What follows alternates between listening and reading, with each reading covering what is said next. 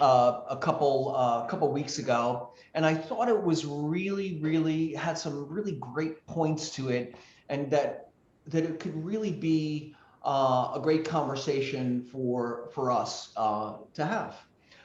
So I took it and I built on it a little bit, and and here's what I have. So this is my first time teaching this class. Kim, you're recording it, right? I am, yes. Perfect. And thank you to Kim and Cameron for helping me put this together, and sharing our two offices are back together again. There was a time when the West Side, we West Side and Larchmont had shared all holiday parties and the such. So we have a long tradition of having a partnership with the West Side. All right, so today, we're going to talk about 8 skills that I think are really important for 2021, especially, right? And here they are. This is what we're going to be talking about today.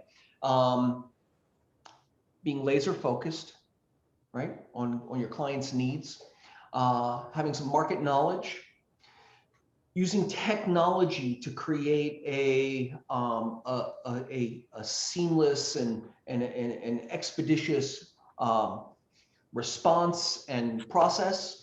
Also, having a high level of organization, being a master problem solver and negotiator. But by all means, number 6, I think, is really important. Honesty in all things and setting expectations and having a plan, being emotionally intelligent. We'll talk about that. And we'll also talk about leadership in inside of your business and in that relationship with you and your client. One of Keller Williams' key principles is to be a education-based business owner, and education helps you build skills. Okay, and so I want to introduce a concept of being a skills-based agent. They can be very specific skills, or they could be very generalized skills. But the more focused we can be with our skill set, applying it to the particular needs of specific clients, the better result we're going to have. And so, in that, these are skills that we're talking about that can be learned. If you're not doing it at all, or at the level that you want to be doing it, this is an opportunity to bring light on all of those skills. All right. So, and I'll read a little bit from this article, because I think it makes some good points.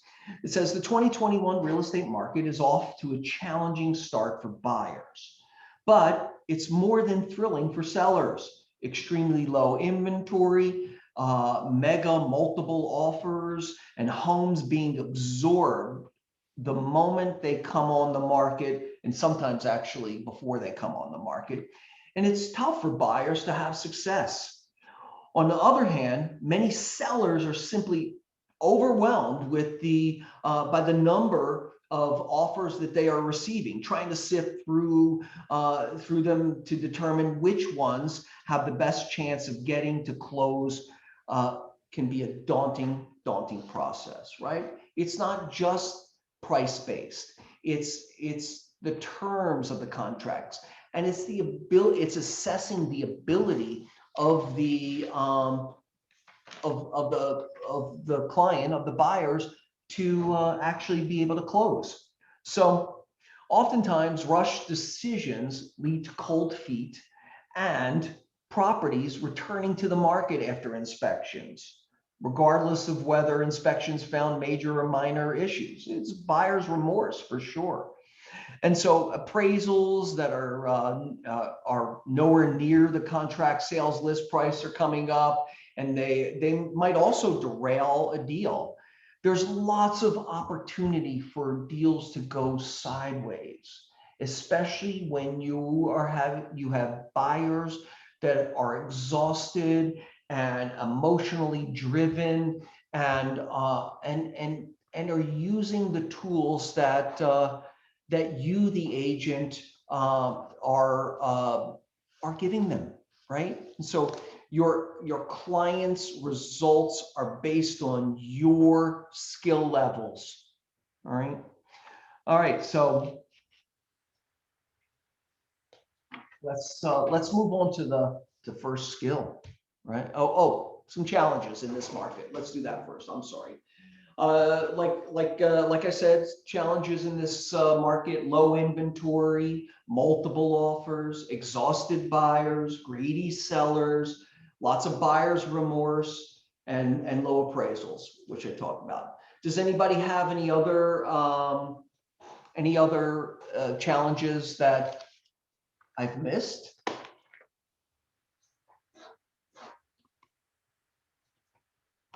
No? All right. Has anybody been experiencing any of these challenges? You can speak up. Yes. Yeah. Okay, great. Multiple offers. Multiple offers, they can be ridiculous sometimes, right? 16 is challenging, 16 offers, but 60 is even more, right? I mean, I've heard a lot of agents getting, being in multiple offer situations with tens of offers, right? 20, 30, 40, 50, and even 60. I would add managing client expectations as a challenge. Yeah. Absolutely. Yeah, and we will talk about that, because I think that comes up in several different aspects of what I'm talking about, right? It comes up in the honesty part. It comes up in the planning piece, in the organizational piece. So we will absolutely talk about setting expectations correctly. All right. So there we go. All right, the first one is laser focus. And what is laser focus? So selling real estate in this market is like flying a plane through perpetually turbulent weather. The pilots must focus and closely watch weather patterns, as things can rapidly change. Agents cannot be on autopilot through a deal. In the current environment, it's impossible to think that you're not going to face some very specific challenge to that particular property. I mean, when you look at it, it's amazing. It's an amazing accomplishment what we do on the daily.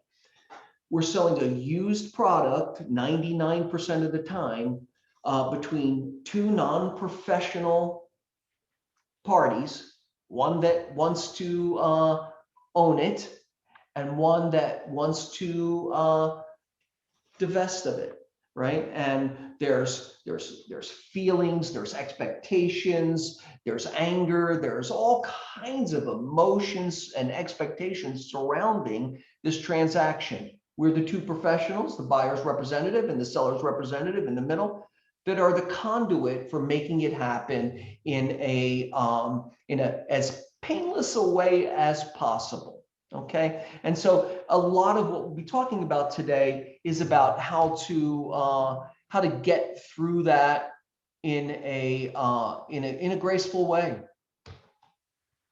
Okay, come on. Is that what? Here we go. Sorry. All right. I'm not. All right.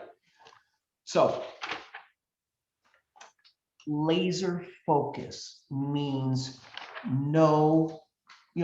clients should expect their agent to hover over the respective market that they're buying in, right? In all aspects, not only in the new inventory, but also closely tracking properties that are, back on market, price reductions, and recently closed sales, as those will have an impact on future values. We were just talking about this morning, how values are pushing up, and what allows these bigger jumps is the constriction through the lack of inventory that places more eyes on less product, that makes it more desirable, that people are willing to emotionally invest in that property and push that value forward, right? It's a huge challenge, right? And so we as agents, we need to be really laser focused on, yes, what is new to the market. I mean, things are going in not in weeks, not in days, but in hours, right? And some are going before they even hit the market. So we need to be focused on the new inventory, right? Absolutely. Came out today. Searching. We have lots of tools to do that, which we'll talk about in the next section, right? Coming soon. Start to establish a connection and a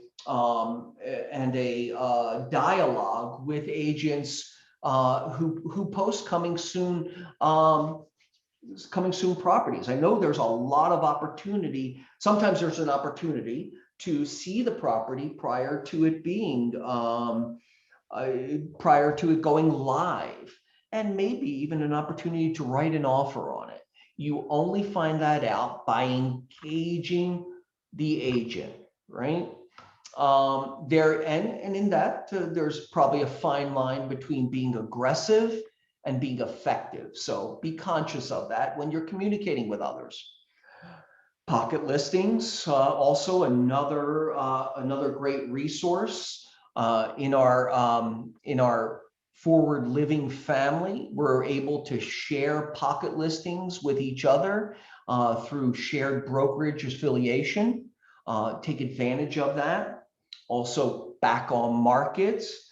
That is one of the greatest. You have buyers jumping in and getting aggressive in that multiple offer situation.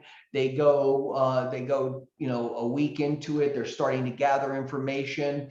They're seeing that this property is a used product and has defects of different levels, and they become disillusioned real quick.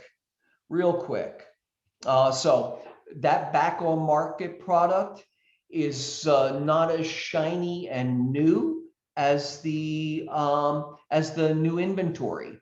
And sometimes people, they're not looking at it in the same way. So stay in contact with the agents that the deals that you lost that your client might really, really like, because they might be calling you saying, hey, we have a buyer going sideways, and would your buyer be interested in being in backup position or jumping into the deal? A lot of those opportunities are relationship based, guys. Communicate with the agents, stay connected to them, and have them know that your client is interested. As a second, as a backup offer, wouldn't you want someone who is excited about being in business with you and getting into a deal with someone who really, really wants that product? Hey, Maury's calling me every other day to find out about this property. His client is very, very interested in it. We have a very interested backup. That's a great position to be in. Let's see, price reductions. Keep an eye on price reductions. Clients who are chasing pricing or don't get that this market, that the key to selling a property quickly in this market is the slingshot effect. Does everybody know what the slingshot strategy is in pricing? When you price something at market, when you realize a market value from your research, you pull it back from that price. And the idea is that the further you pull it back from that market price, it will propel that forward past the market price. So in pulling it back, you gather more buyers who are interested in this property as they perceive it as an opportunity, as a discount, right? Is really what it is. They feel like they're getting a deal is where it is. And that really gets people worked up. So you'll see price reductions mean they're chasing it down. They've overpriced it and they're chasing it down, and that those properties get blacklisted in a way and marred in a way that sometimes never recoverable. So it's another opportunity for your client. And then, understanding the recently closed deals, you want to know, because that determines the value. You get an idea of the forward momentum. You get an idea of the relative comparable market value to what's sold. So all of this information will help you laser focus. It says buyers also need their agents to hover over new construction options, which is not really a thing in our market. But if you if you are in a market that is doing a lot of new construction, make those relationships with those builders early on. Okay, condos, developments, whatever it is, right? It's all about relationships. All right, the next piece of it is market knowledge. You want to have intense market knowledge. In inventory thin markets, relying on the MLS is simply not enough. Clients should expect their agents to be extremely dialed in and able to leverage their networks to find properties that are not on the publicly advertised markets available for sale, right? This means agents must know which other agents to contact and reach out to their own spheres of influence and those who live in the communities where their clients desire to live. All right, and here are some tools you have to do that, right? Yes, the MLS, right? And in the MLS, you have the coming soon, and you want to be an expert on that information in the areas that your clients are focused on. You also have KW alerts. You want to sign up for that, which is it's supposed to be a Keller Williams West Side only, but I think it dips into the Valley and definitely into the South Bay. But KW alerts is a place for you to advertise and your wants and needs, and also maybe some pocket listings and some off-market opportunities. I might need to be corrected on this. It used to be a Yahoo groups, but for some reason, I think it moved over to a Google group. If you send me an email, I will send you the most recent Google alerts or KW alerts, excuse me, that you can petition to join in. You have to get Richard Schulman is the administrator, I believe, still, and you can jump into that. You should definitely jump into that. And I would also suggest that you go into the preferences and you make it either a daily or weekly rendering of the information. If not, you're going to be getting like 20 emails a day. It's really hard to sift through. Anybody on the call ever find an opportunity with in KW alerts or fill an opportunity from KW alerts? Joey, can you tell us again how someone signs up for KW alerts? I will send Kim a link to sign up for it. It's a little smidge convoluted. It's a message board that that you have to ask for membership to, right? But like I said, I believe it's, oh, sorry. Oh, that works. Sorry. Oh, it's a message board that Richard Schulman had started a long time ago. That's pretty prolific now. But I'll send the link over to Kim, and she can send it to you guys. Okay. Thank you. You're welcome. Agent to agent relationships. I see several deals a month closed in this office alone based on relationships. Okay. And I think that could be existing relationships or it could be new relationships, just like your clients. If your client is looking for a property in a particular area, I would look to see who the big players are in that area, and I'd start calling them to see what they have coming onto the market and start to develop a connection with those particular agents, because there's high probability that they will have something that your client will want in the near future. Okay. Also vendor outreach, the same thing with vendors. Let everybody know what you need. Okay. They're going from your title officer is going from office to office. Your lender has an understanding of what's going on in inside your office, outside your office. You never know where the opportunity is going to come from. Never. Right? So exhaust all. This is a market where you have to exhaust all of the options for your clients, especially working for buyers. All right. Also, neighborhood prospecting. I have a lot of agents who come to me and is like, hey, my client has been looking in this neighborhood for 4 months. We put in 20 offers and lost all of them. What do I do next?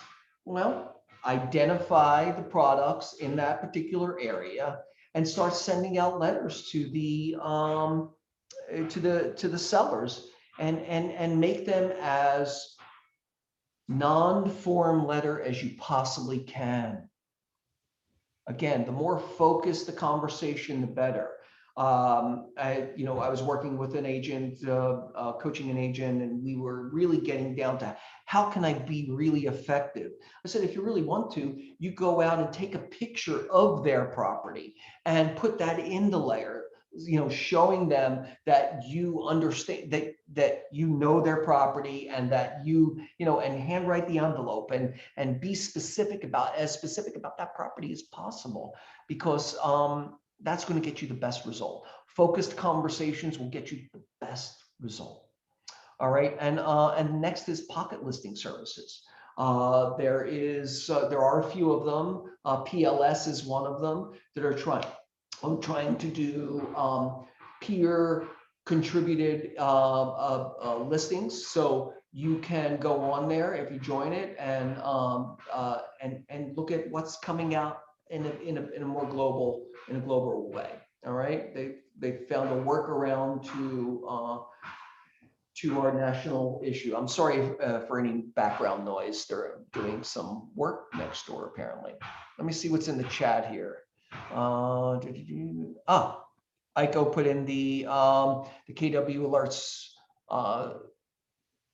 contact right there. Thank you, Iko.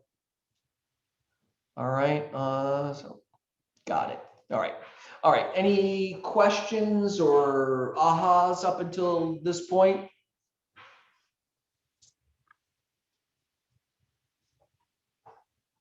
No? Don't be bashful. Okay.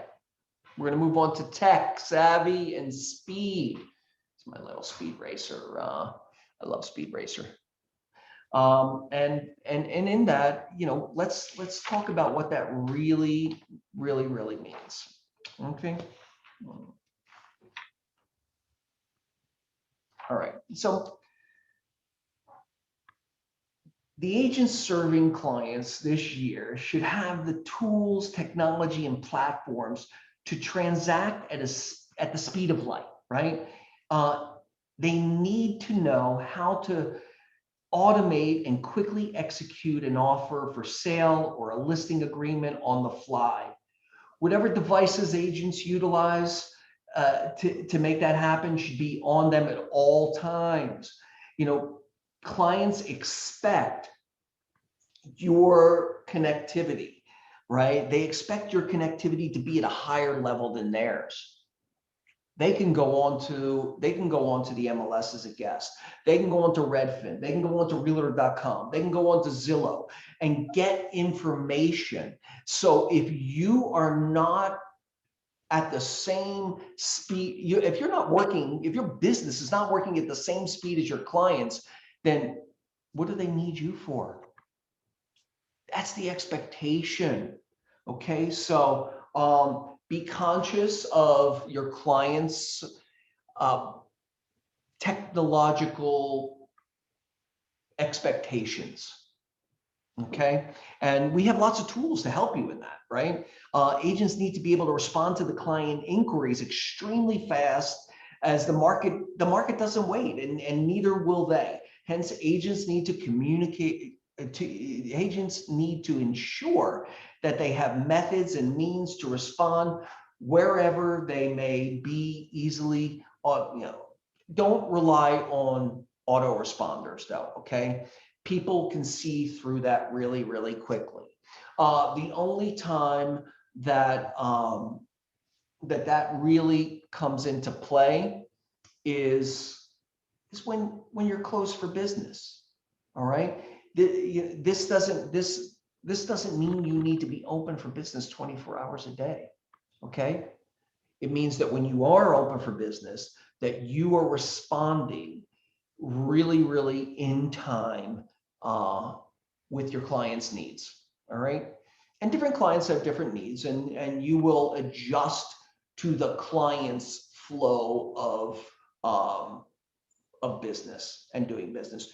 And for that matter, those who are moving slower are going to attract slower clients.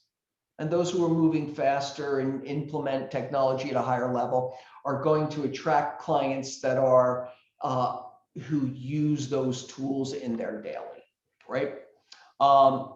Make sure your website is up to date and accessible. Don't forget about the app. The Keller Williams app is a great way to stay connected to your client, but it's also a really great resource for your client. Okay, it's a great way for them to search properties. The app has been renovated. The new app is much more user friendly, and I would say is just as good as anything else there in the market. The advantage is it stays connected to you. Okay, that's what you want. You want an integrated experience for your client, that they can go on their computer and search for properties if they wanted to, or you search for information through your website, whether it be landing pages or just through your straight up website. And the same in your app, right? That's what these tools are meant to be, for you to keep your client in your business bubble. Keep them in your storefront, your virtual storefront, right? You wouldn't want them. You don't want them floating down the street for some information and say, oh well, yeah, I want that pretty dress in the window down the street. Can you order that for me? It doesn't work that way, right? You want to make sure that you are the single source of information, support, and communication, right? Command and Kelly allow you to do that. Smart plans, landing pages, I think are a great piece. And opportunities, right? Opportunities is where your plan exists, all right? That is going to help clients once they're in. We'll talk about it a little bit more, but that's going to help the clients once we're in a deal know where we are in the deal. and what's coming up and what's been accomplished and what they can expect. And that will help you in so many ways. Take my word for it, which we'll talk about later. Mailchimp is also a great way to communicate outside of on a mass level, right? And Twilio, texting. Texting has become a valid form of communication. I think it's somewhere between a phone call and an email. It's more intimate than an email for sure. So use these tools in your business to be there when you can't be there. Okay, be serving up information and access to information when you're off helping multiple clients. Anybody else using any other technologies that they'd like to share that help them with the speed of their business and the accuracy of their business?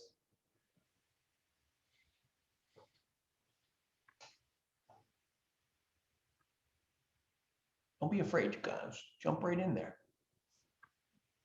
There's that glide app on the MLS. It's like keys, offers, autofill, all the signatures. That saves you like 5-10 minutes of contract.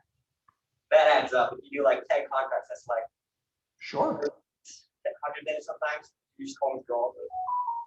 Absolutely. Absolutely. You know, we all have the time. We just want to use the time for dollar productive activities. Okay. And servicing our clients in a systematic way is not impersonal. It's productive. Right. And so that's a great add-on. Anybody else? Okay. Let's move on to high-level organization. Okay. Who considers themselves highly organized? Anybody? Raise your hand. I do not. Maury does. That's good. So does Lena. Lena is. So does Clint. It's great, you guys. Well, and I applaud you all for that. Okay. I wish I was too. Russell, what do you got? Russell, they'll approve you. Yeah, Russell is very organized. But they're talking about something else. But all right, so I'm just checking you out. with that, that's good. Here's what I wrote here on the side here. Organization reduces fear. Fear comes from the unknown, right? It comes from not knowing where my next footstep is going to land. You know, we're in the process of getting people what they want, but they don't understand the stages, the levels, the steps to getting what they want at the same level we do. That's what we're there for. But we have to, you have to be conscious that your client is not in your brain also, right? They don't know what you know and what you don't know. So I say, number one, start with how does your client like to be communicated with? Understand that, right? And use the communication system that resonates with them.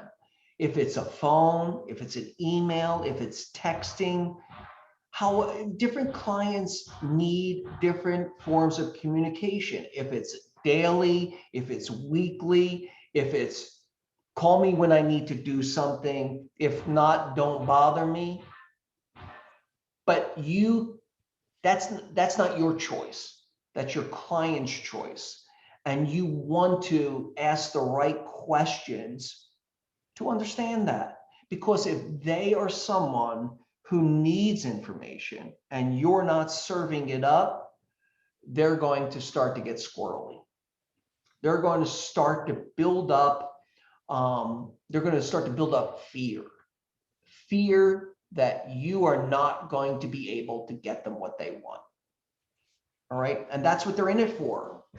That's why they're in business with you, because they believe at some point or another that you can get them what they want. Right. So a great way to do that is in command, using opportunities. Opportunities allows you to build a plan that becomes a standard of your business. Oh, once I get a listing, once that listing is signed, the next thing I do is A. The second thing I do is B. The third thing I do is C. And you, in going through that checklist, you create a standard for your business. It also allows you to share those benchmarks with your clients, okay? So that they could see what was accomplished today. What happened today? What steps were taken today to get me one step closer to my goal, okay? That can be shared with them through opportunities, okay? So have a plan, understand the benchmarks in that plan, and share that with your clients. You can do that all through opportunities. Leverage is another piece in the organization that that will bring you more bandwidth and also allow you to create a smoother transaction with your client.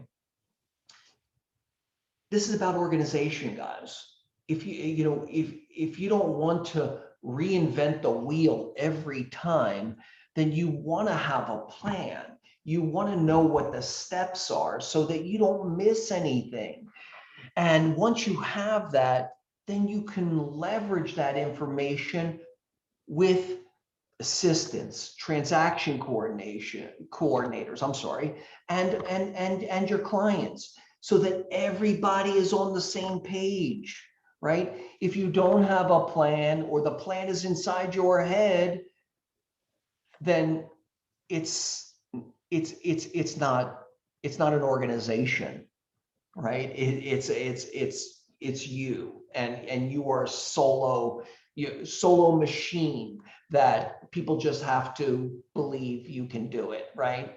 But they don't have any sign of it other than you've done it once or twice before, right? Or 10 times or 100 times, right?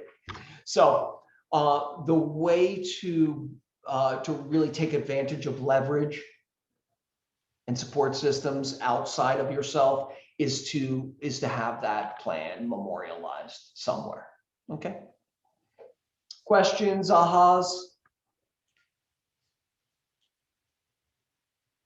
Question: if you're like a brand new agent, or you're about to go into from buyers to seller, you're trying to make this plan, but you're not that experienced in what you're doing, where is a good place to start, getting ideas for what a good plan would look like versus a bad plan? Absolutely. So number one, you should have a mentor, right? If you're a new agent and you're in those first few deals, you should absolutely have a mentor and understand the value of the mentor, okay? And also hold the mentor accountable for being your partner through those first few deals in a deal. Outside of a deal, then it's about either a productivity coach, a commitment to education, and also vendor relationships, I think, are really, really important. Start the relationship with a good transaction coordinator before you have a deal. Start communicating with your lender before you have a client. Start communicating with the title person before that, and even escrow. Start to figure out who your team is. That is the leverage piece. At the same time, you are learning, you're building your organizational structure using technology through opportunities, through command. Does that answer your question? Okay. Yep. Yeah. So, as a new person, you're really about, it's about leveraging. That's why you join Keller Williams, for the access to the support system. Melissa, did you have a question? I see your hand raised there.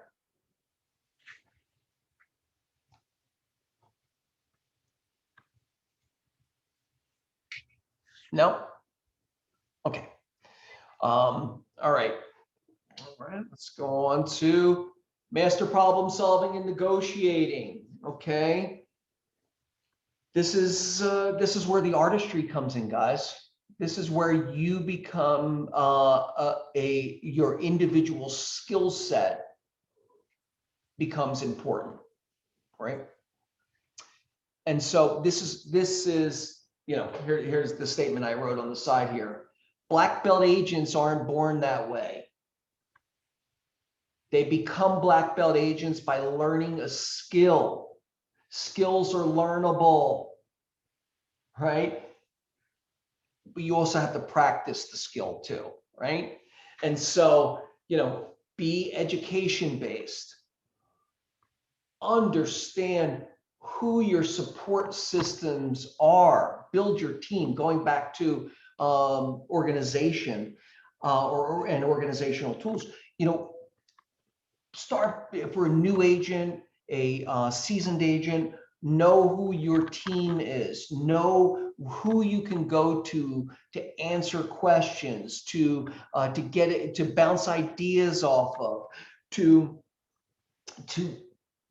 take your client's experience to the next level. Okay. Experience is important. It really is. And it does mean something. Okay. But it doesn't mean everything. Okay. Every experienced agent starts at the beginning. Okay. So they garner that experience over time. If you're a new agent, don't get hung up on what you don't know. There is access to all of that information. It's not like the olden days when it was even before I started in real estate. Like, there was a time where there was no MLS. A book would come out once a week that would be sent to the brokerage at like a specific time on a specific day. And all the agents would and all the inventory was in that book. And all the agents would jump on it. Of course, the top agents got the first view of it, and then it became like this pecking order. But it was one book that everybody had to pull information from. You now have access to information at a level that was not present in 90% of the real estate history. Okay, take advantage of it. Don't take it for granted. Take advantage of it, and experience will be developed. Experience will come over time. Okay, you just have to participate and engage at a high level, and you will get experience. Again, like skills, experience is achievable. All right. Respect the experience that people have. Create good relationships with the people who have experience. I would say, one of the kind of exercises that I used to give and still would give newer agents is identify people in your life, in your community, in your work community that you admire for their business savvy. Take one of those people out a month. Just call them and say, hey, you are running business at a really, really high level. I'd love to take you out to coffee and pick your brain for a half hour, right? You know, you've achieved so much. I have such a respect for you, and people are willing to share when they're asked. Okay, you know, leverage other people's experiences. To be curious if you're a newer agent or seasoned agent, right? Learn a new skill. Learn how somebody is doing it differently, right? Even if it's one of your peers, learn how they're doing it differently. And then failing forward. Don't be afraid to take chances, right? People hire a real estate agent to solve problems, or many of them, right? The entire real estate transaction is usually about tackling one or more problems. Like I said earlier, it's a used product. This is how you solve those problems.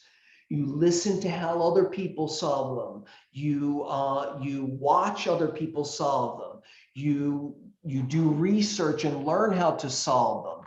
You lean on your trusted support system, and you're going to still make mistakes. It's okay, as long as you learn from those mistakes, okay? And so don't be afraid to fail forward. Don't just stay out of judgment, right? I make mistakes every day. And then one of the best negotiating skills that you will ever have is clear, concise, honest communication. It's the best way to get what you want. Peel away emotions and get to the core of, hey, cooperating agent, we're here for the same reason, for you to get this transaction closed. My clients want it. Your clients don't want it anymore. We don't need to be in an adversarial relationship. We could just work together, communicate. So establish that and be conscious of the way you are communicating to all the players in the deal, because that is in fact your best negotiating tool, right? There are some books, Tim, you want to, what your favorite negotiating book is? Oh, Never Split the Difference. Never Split the Difference. Never Split the Difference. Very good. Yeah, Highly recommended. absolutely. And actually, they also make a like a Cliff Notes version of it. Yeah, they make a Cliff Notes version of it. And there's also a website, I think it's called the Black Swan Group, and it's by the author, and they'll have some tricks on that. And then I was going to say something about the communication. Sure. I had a tricky one time, and I always thought, get on the phone or something like that was like the best way, or see someone in person was like the best way to communicate. But then when I had this kind of tricky situation, as everyone knows, this is a very emotional business. And I knew that sometimes when you speak to somebody, they don't hear what you're saying because they're listening really to the last thing you said. Mhm. So it's better to have it written out and have it written out and thought out. And of course, you have to listen to see what they want. But in the end, what the long and the short, I know you're not nodding your head. You're thinking it was the one with the doctor. Yeah. There was a mold issue, and he didn't want to deal with it. It took us forever to get into the deal. And eventually, I just kind of laid out where we started, where we were now, how we got there, and how we had to kind of keep this deal on track, and what I was going to do to make sure that it got done and take some stuff off his plate. And that's all he wanted to know. I'm a fan of that, right? All It he wanted to know. slows But down, had I makes it more started, digestible. yeah, but had I started out saying, this is what we have to do verbally, he's not going to hear anything. So it's sometimes the communication, sometimes people like, for some reason, think it's better to talk and get personal, one-on-one. A lot of times it's better to have it written down. That's my 2 cents. There's a lot of reasons to have it written down, and have a memorialized Absolutely. for future discrepancies in expectations. Yeah, no, that isn't what we agreed to. It's actually, Exactly. Yeah. Even then, it's but a big part of the communication is listening, because sometimes people won't tell you what they want. You have to listen to what they're saying and go, oh, I get it. I hear what I hear what he's not saying. I put listening in another part of this, but it should go here also, right? Developing my listening skills was one of the best things I could have done for my business. My brain works really quickly, and I'm undiagnosed, but I'm sure I have some form of ADHD, ADD, or whatever it is. And so I'm always, as a kid, I always remember it's like, oh, I want to have impact in this conversation, and what can I say? What can I do? And the time I'm spending thinking about what to say next, the conversation has moved forward, and I missed an opportunity to learn something. And so, I had to consciously kind of teach myself to just stop and listen. And for a while, all I did was don't talk, just listen, just absorb, and maybe ask a question, right? Be curious, ask a question, listen some more, right? And absolutely an important piece of the negotiating and problem solving piece, because in that you really want to get to what's at the core of this. What is it that we're really trying to achieve, right? What is the problem we're really trying to solve? And you could scrape through all of the applications on top of it and get to that. Then you can really solve the problem, and you can really get your client what they want, right? Right? Do you really just want to screw this guy over, or do you really want to close this deal, right? Is that what we're in this deal just to jerk this guy around, or do you really want to close the deal, right? And what are the impediments in getting there? There was someone once said that had this phrase: do you want to be right, or do you want to be successful? Exactly. You can sit there and force your point of view all the time, and yeah, you win the battle, but you lose the war. Yep. And and in this, there we go back, problem solving.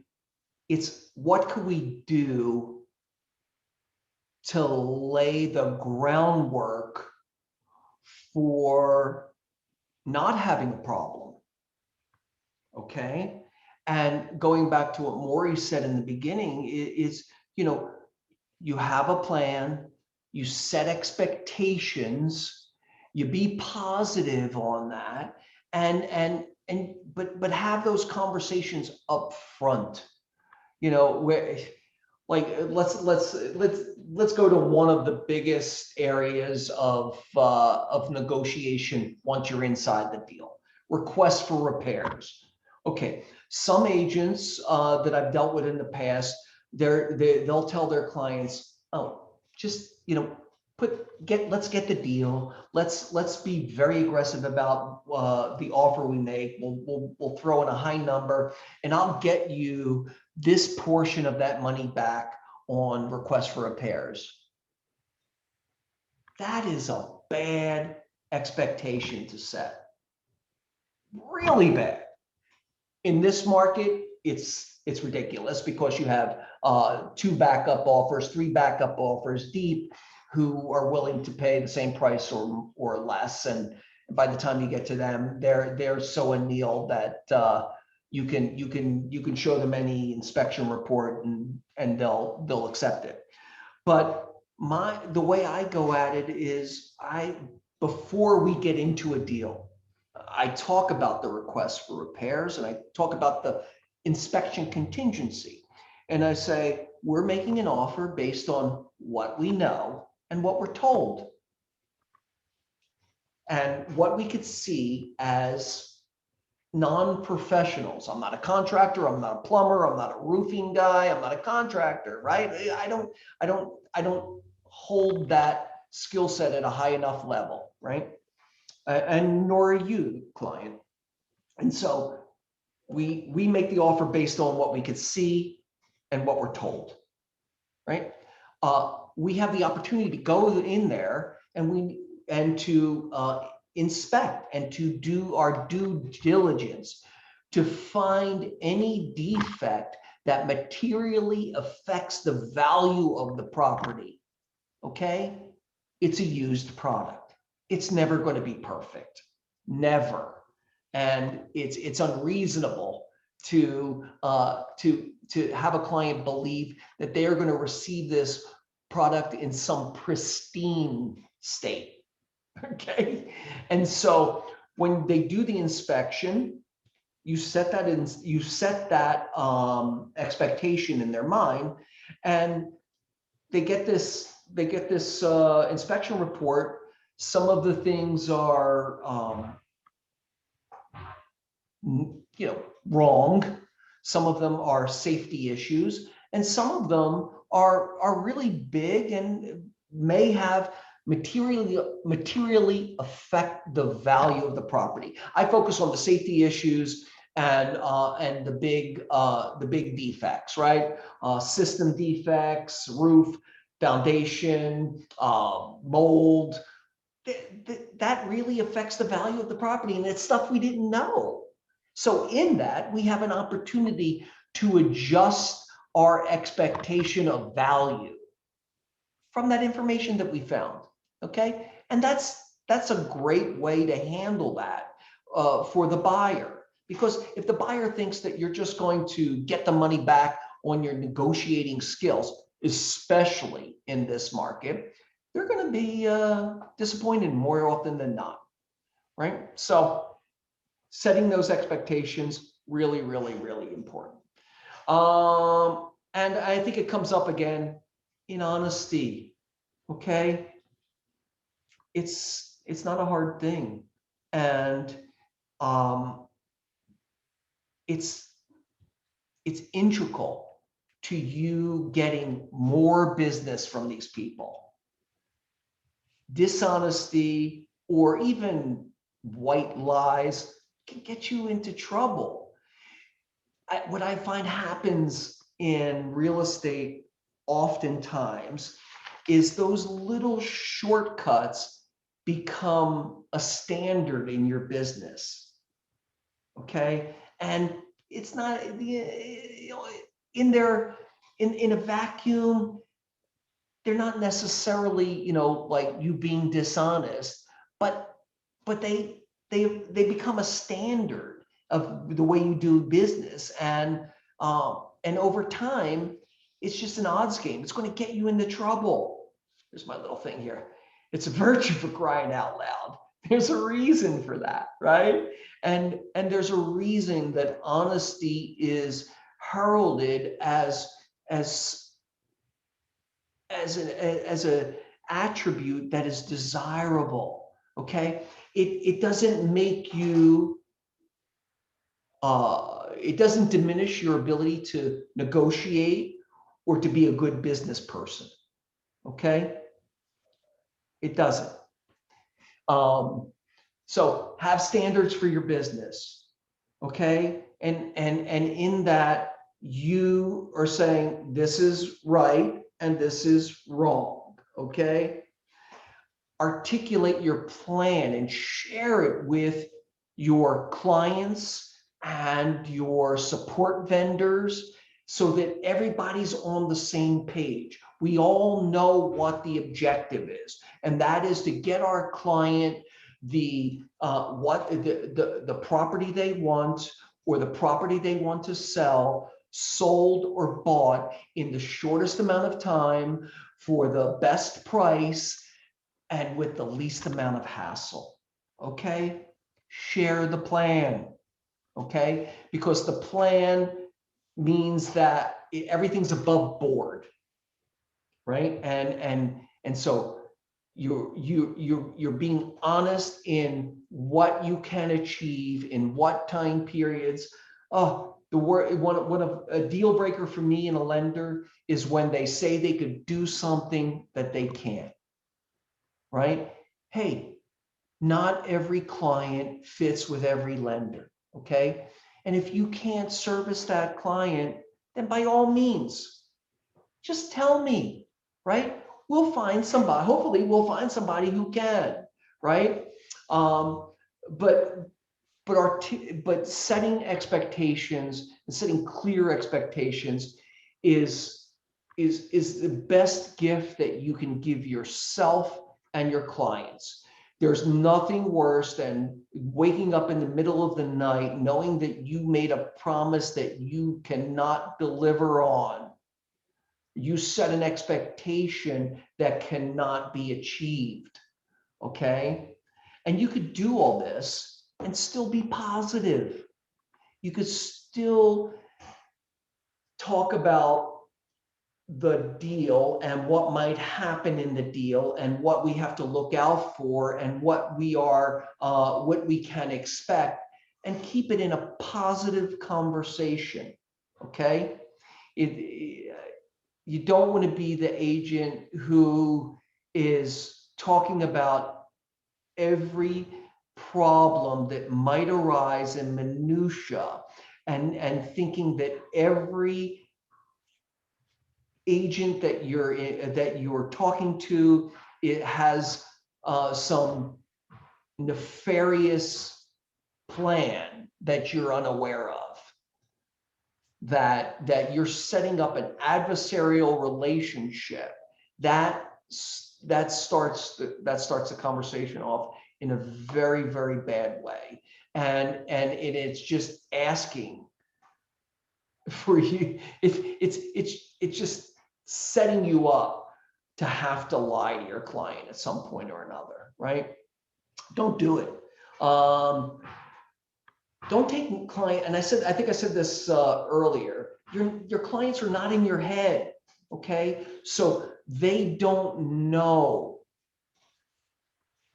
what your next step is. They don't know what your plan is. They don't know what your strategy is unless you articulate it to them. Don't take it for granted. Oh, that's what we always do. Okay, well, but they don't know that. And so they're going to question, and they're going to be a little skeptical of you, and that will deteriorate the trust relationship with them that you have if you cannot be straight up with them. Okay. Don't impose your bad habits on your clients. I think I talked about this earlier too. It's again, your clients do not want to, they don't want to know your shortcuts. They don't want to know your workarounds. They don't want to, they don't need to, if you're sharing your kind of nefarious ways of doing business with your clients, then they're gonna be thinking in the back of their heads, what are they doing to me? How are they taking advantage of our relationship? Okay, so be very, very conscious of what you're sharing with your clients. Okay, and never promise what you can't deliver on. I think is a standard. That's going to keep you in a really, really good place if you keep that standard in your business and you don't set expectations that are impossible to keep, right?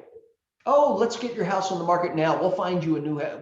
We'll find you your next house, no problem. We'll get you into, we'll buy and we'll close this property and your new property on the same day, and you know, you can move in prior to closing on the new property. It's not gonna happen. You can't deliver on that. You know what I mean? So, you know, honesty. It's an easy thing to do. Okay, it's easier to be honest and have an uncomfortable conversation up front than it is to dig yourself out of a giant hole created by the alternative. Tim? And a big thing I would say with the honesty is don't be afraid to say, I don't know. No.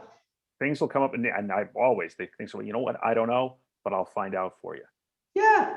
But rather than try and kind of cover it over like, oh yeah, no, we can, yeah. I don't know is a great one. I don't know, but I'll find out. I say, what I say is, I think I have the right answer to that, but I want to check with one of my resources to make sure. Even better, Right. Yeah. Yeah. Anybody else, any ha-has about honesty? Any personal experience with dishonesty? I can only imagine. Anyone have an experience in a deal where I'll give you one. I'll give you a where dishonest honesty one. paid off? Yeah. I'll give you a dishonest one. So we had a property and had got multiple offers, and one of them was all cash. And of course, with all cash, they show you proof of funds. Well, the proof of funds that he showed was exactly how much the property was going to cost. So I called and I said that, you know, the agent, I said, look, you know, this is all his money. Is he going to go have a sandwich after this or something? Or he's putting everything into the house? Or is there other money somewhere else? And he goes, oh, no. We wanted to write all cash to be competitive, but we're going to get a loan. He'd never written in there that, you know, I'd be fine if he wrote it in there. But anyway, in the end, he was out. We had 3 offers. And as soon as I find he wasn't dealing honestly with me, boom, done. There's a value to that. Yeah. You know, is that value, and it goes deal to deal. Is that value worth $10,000, a $10,000 difference in price? Is it worth 20? Is it worth 5? Right? But there's value to having good communication with the agent. There's value to being honest about it. Like, why wouldn't you be? It's ridiculous. You know, an all cash offer with the right to right to acquire a loan in the designated time periods is an all cash offer. Perfectly right? fine, fine, but not, And it's all you don't above say it board. first. Yeah, I agree. Anybody else have a anecdote where honesty got them the deal or made the deal happen in any way, shape, or form?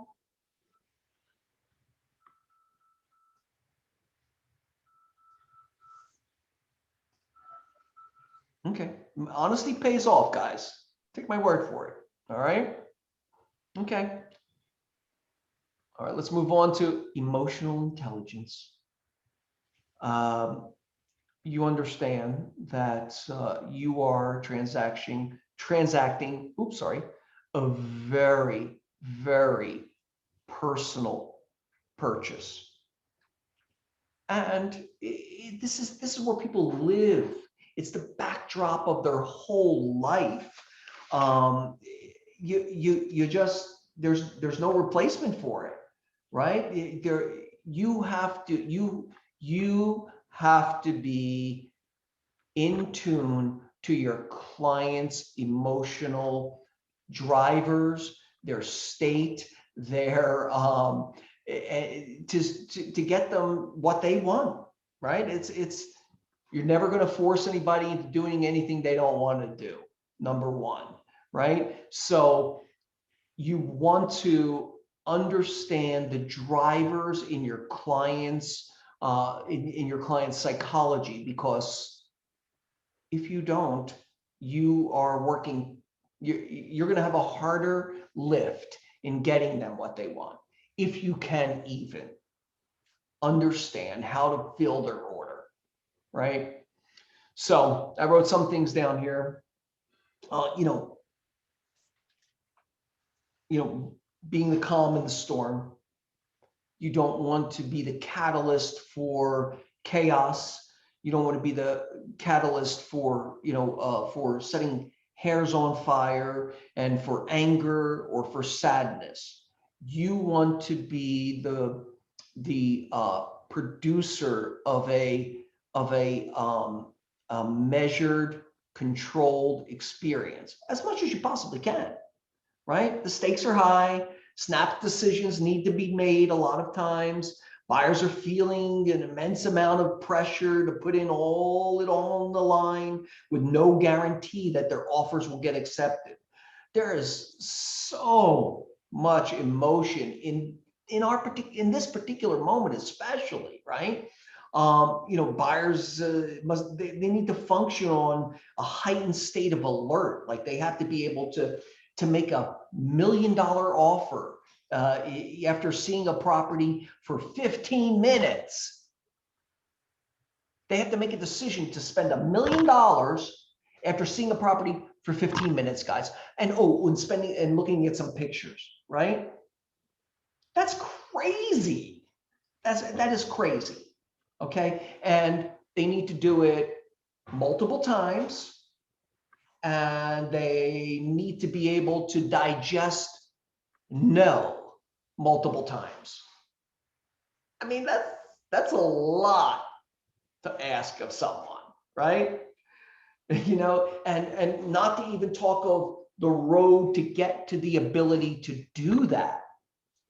How do we get to that opportunity, right? They had to apply for a loan. They had to do their, they had to get all their finances in order. They had to get money from this person and that person, or they had to just earn it, right?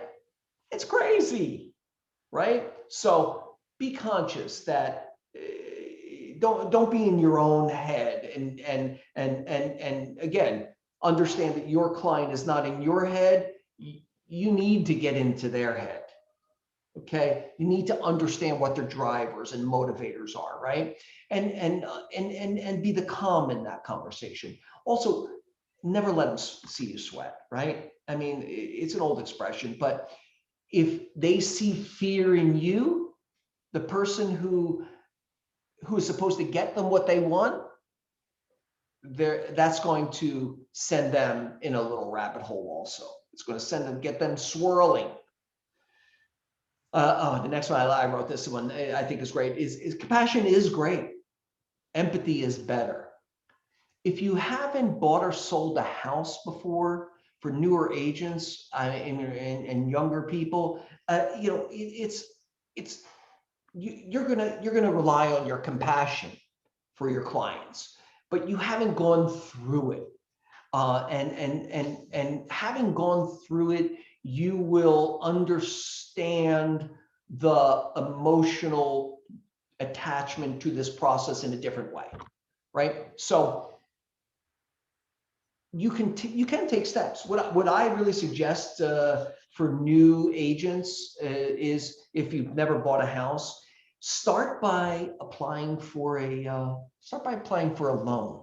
Just see what they have to go through, how invasive it is to apply for a loan, the documents that you have to produce, and the information that you have to have and transfer, and the information you get back, right? It's a very, very invasive personal process. So even if you're not able to buy a house right now, for new agents, I'd say go through the process of applying for a loan. It's important for you to know in your personal wealth journey, to know what you have to do, or what you have to change, or what you have to have to get that opportunity, right? So it will build a little empathy in there for your buyers, for sure. Be a conscious, this is the listening piece, right? And it's great to be a listener, but make sure you're a conscious listener. Make sure you are really listening, right? There are certain situations in my life where I'm listening, but I'm not really consciously listening, right? I'm not really understanding what that person is either asking from me or the information that they're relaying to me at the level that I need to be. Okay. Be a conscious listener with your clients. Practice listening. Like with my little glitch, I had to for a period of time in my life, and I still need to. People who love me reprimand me for talking over people quite often, and so I have to consciously shut myself down and listen. So for me, it's part of my process in being a better person. Okay, but I would say that the information you learn from being a conscious listener will enable you to better serve your client. Okay, on a compassionate level, on an empathetic level, on a business level. It will allow you to know what they want, how they want to communicate, what you can get away with saying to them and what you can't get away with saying to them. There are some things that you need to get them to do, right? And there are moments when you will, be asking them to compromise their goal in some way, or their needs or their wants, right? There are different ways of saying that. There are different ways of presenting that for different types of people. And you learn how to do that by listening to what they're saying and asking good questions, right? And last on here, it's a marathon, okay? Be kind to yourself and to others in the process. It will come back to you in such a way that you will appreciate it, okay? Number one is be kind to yourself, okay? And there are challenges all along the deal, right? There will be, there will be problems to be solved. Sometimes you will be successful. Sometimes you won't be successful. Try to stay out of judgment of yourself, because you need to be a positive force in this process. And most importantly, you need to be perceived as a positive force in this process. If your clients see you losing your mojo in the middle of a deal, that's going to, I've seen different things happen.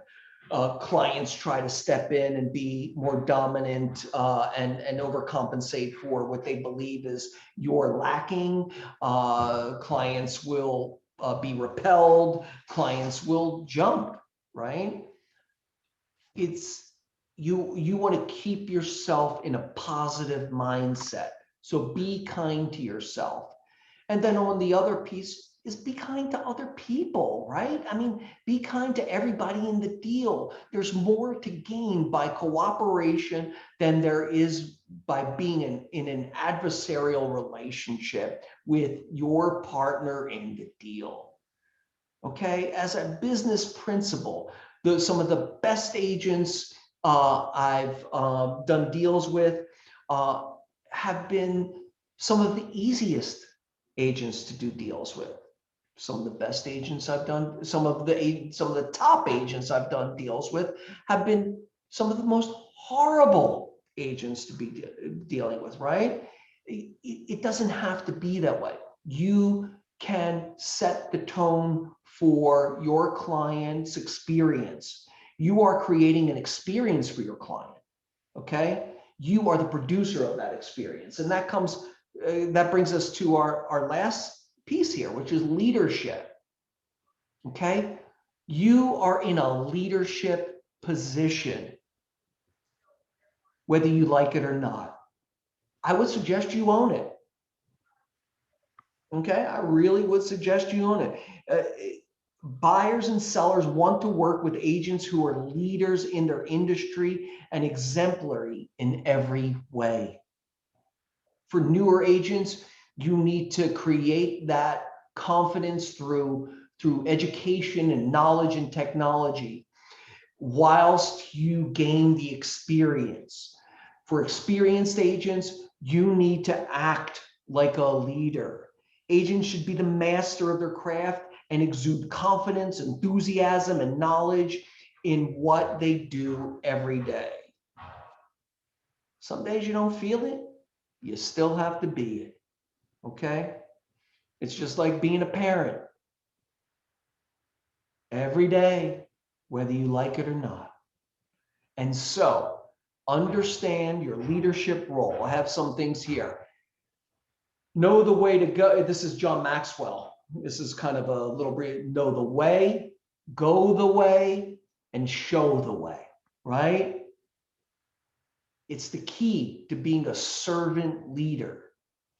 You have a plan, you execute on the plan, and you share the plan. That's what leaders do. You don't do it alone. You don't have to do everything yourself. You have to build a team of like-minded individuals that are there for the same purpose, right? And you empower those people.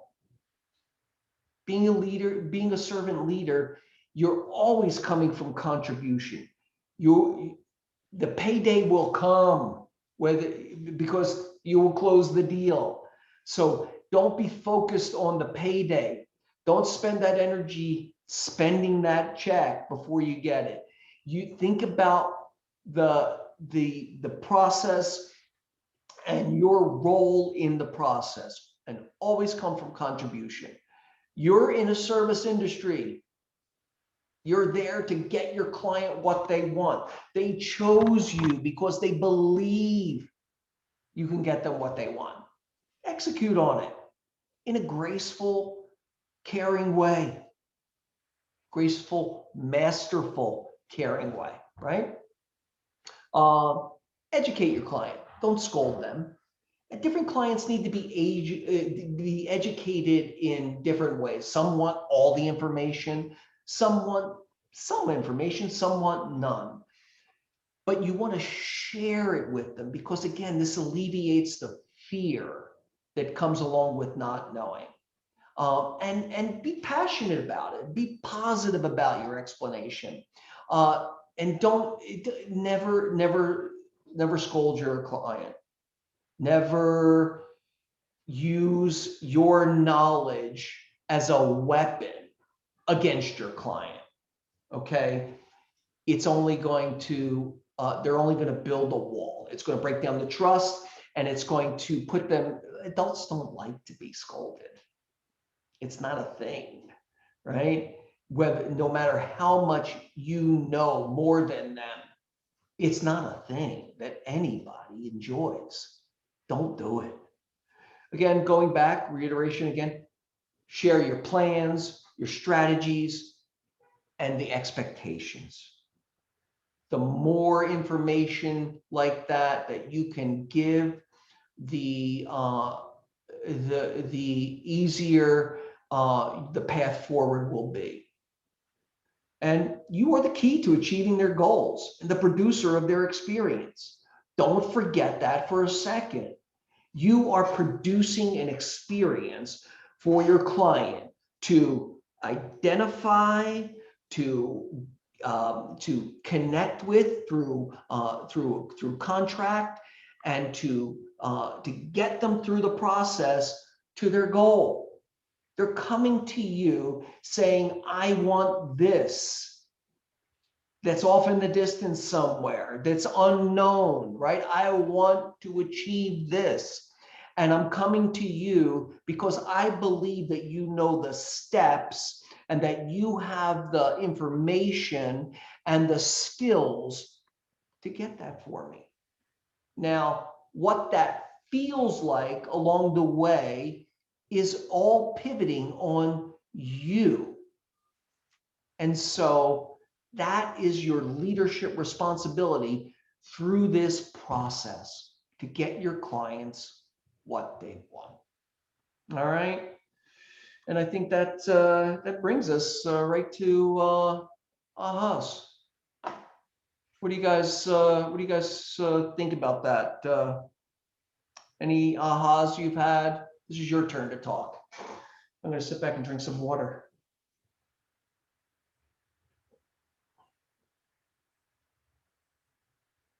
No one. For me, well, I was gonna say, for me, the big things are, like you said, is communication and honesty. Those, if you just take those two things away, you'll be ahead of the game. Goes a long way. It goes a long way. Communication, honesty, and I agree. yeah, and sometimes with the empathy, it's all right to label it, to name it, and say to your client, you guys must really be frustrated. This is the 5th place we're putting an offer on. And you'll see them with a sigh of relief. Oh, you're right. It is, because they're feeling it. You might as well put it out there. Everybody knows that's what's going on. Yeah. I mean, client says to me, oh my God, I'm so exhausted. We keep putting in offers. It's like, you don't say, well, buck up and, this is a long journey. You say, listen, I understand this is a really, difficult process. And just, it's, you put in a lot of offers and a lot of energy and having to look, gets a lot of frogs. Just know that I'm here to be your partner in this. And I'm here to help you get what you want. All right. And there is a path forward. Yes, it is a marathon. That's not hard to do. Right. Not at all. Anyone else want to share? Coming from a place of contribution, I thought is a good point to make, offering, to be there as a resource. Absolutely. It really helps me kind of feel better about, it's exhausting for us too. Yes, we're doing this with you, one buyer, but we have 5 buyers that we're doing with. So it's a multiplier, those 6 offers that you made times 5, that's 30 offers that I had to write, that I got rejected for, that I communicated with. And so coming from that place of contribution makes me feel better about, doing what I'm doing, right? And getting and absorbing that rejection and pushing forward. It's a marathon for you too. Right? Clint, like, be a leader, honest communication, compassion for your clients. It's okay to make mistakes, of course. Tell buyers you will get the property you were meant to have. Sure. Yeah. I mean, staying positive is really, really important. Anybody else want to share?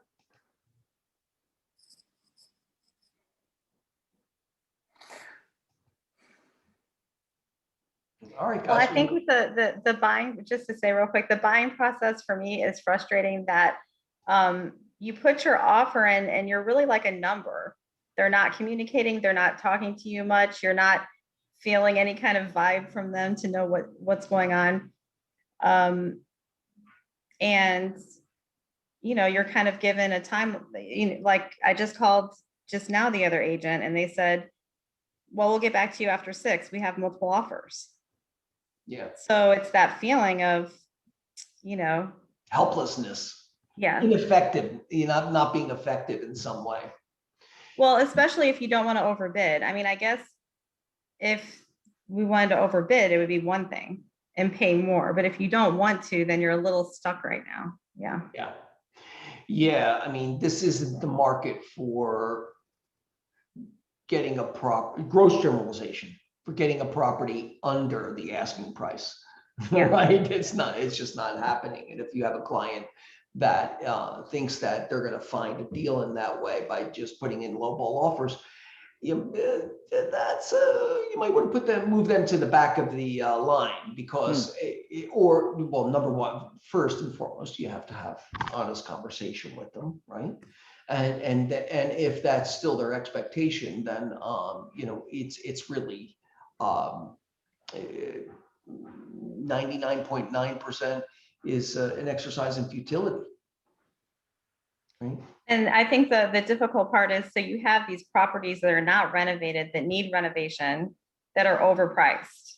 So your heart's not completely in it because you know you're going to have to renovate it. You don't want to overbid for a place that you're going to have to, rent while you're renovating, all of that. But that's kind of where it is. Yeah, it's really, price is based on a willing buyer and a willing seller, right? In this moment, there are too few willing sellers and there are too many willing buyers, right? And so the willing sellers have, they have an advantage. Yeah. It's a seller's market for sure. Yeah. For sure. And so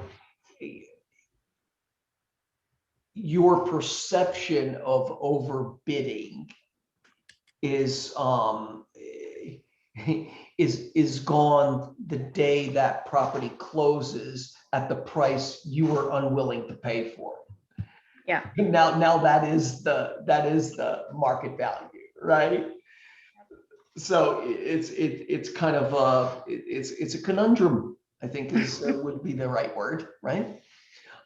Because it's soon to be the value, and then the next property you look at in that same market with that same criteria is now the standard, right? You're right. It's changed so fast. So what you could have got in December that was completely renovated for the same price, you're now looking at, well, I could have just got that in December. Exactly. Yup. Yes, exactly is right. So, and that's going back to using technology for speed and for just staying on top of the market is more important than ever in this particular market. Yeah. Anybody else? Any feedback? Joey, this is Kim. I have Hi, a Kim. comment. You touched on something a few minutes back about how it used to be where the agents or the brokerage would get all the information that now is accessible on the MLS. Yes. So then the agent was kind of the gatekeeper of the information, right? And the agent more or less felt in the driver's seat as far as how that information was trickled down to the client. But what I see with a lot of new agents, especially agents that, are maybe trying to build their confidence and feel a little bit intimidated by the fact that the client has access to the same information they do.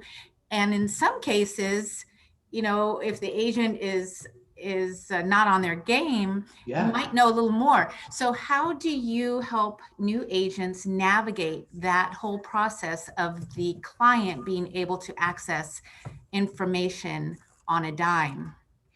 Yeah, I mean that's a real problem, and for new agents, number one, and not to be, it sounds like a simple answer, but not to be oversimplified at all. Education. Listen and engage in education at the highest level as you possibly can, right? Secondarily, be what you lack in. I was never a statistical guy. Like it's just not my thing. And so retaining numbers and statistics about areas and properties, you always want to be what you're not, right?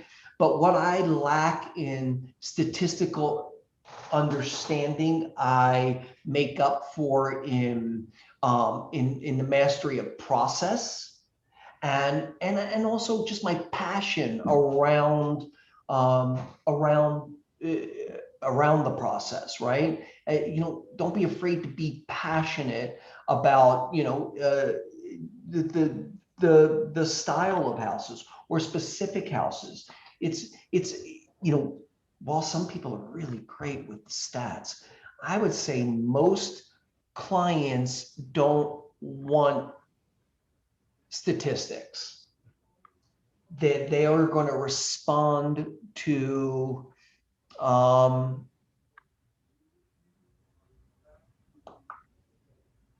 more of more conversations about more passionate conversations about types of houses and areas and market trends.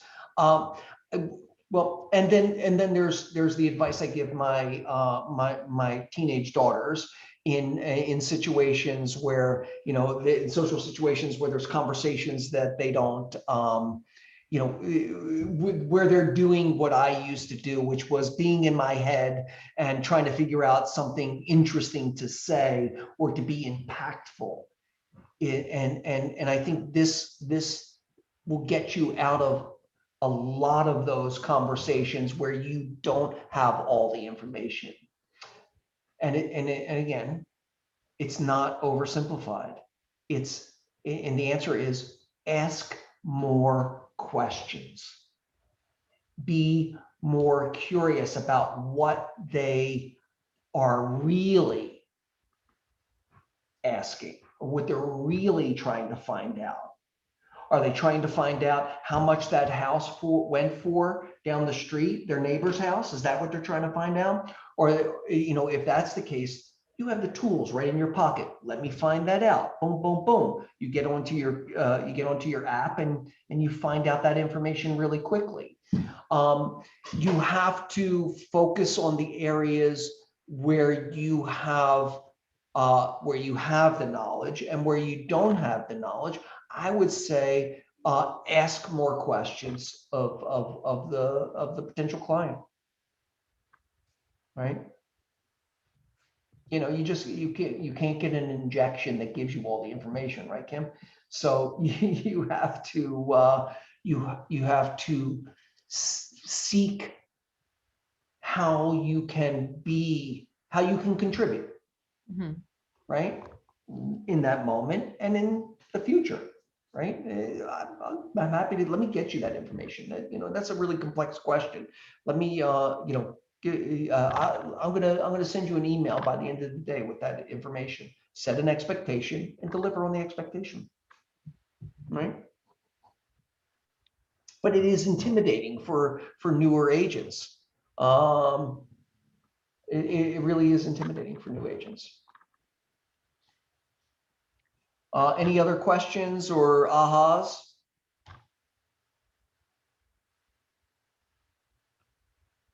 All right, guys, that was really fun. I enjoyed it. Hope you guys did too. And it'll be recorded, and we could share that with others. Thanks, You. Joey. Thank Thank you. you, Joey. Joey. Thanks, you guys. That was fun. You guys have a good day. You too. All right.